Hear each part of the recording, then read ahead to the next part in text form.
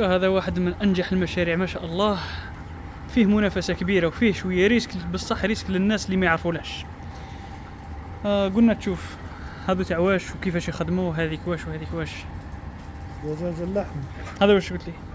هذيك تشرب، هذه تاع الماء تخدم اوتوماتيك، اوتوماتيك. وهذه الماكلة تاع الماكله ثاني توكل اوتوماتيك. اوتوماتيك. عمرنا هذا هنا صح. هذا واش؟ بريلر هذاك شوفاج يسخن. هذا اللي يسخن ثاني نوض اوتوماتيك اوتوماتيك يتحكم في درجة الحرارة واحدة. كي تنزل درجه الحراره ينوض وحده ويحمل البلاصه. مامي تنصير.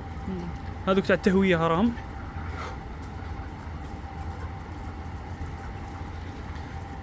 والله ما شاء الله.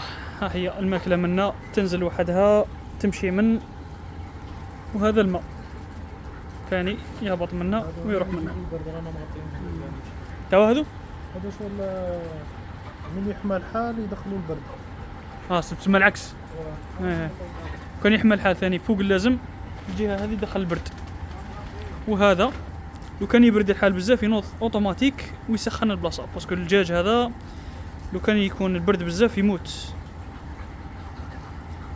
ما شاء الله، ربي يزيدهم ان شاء الله.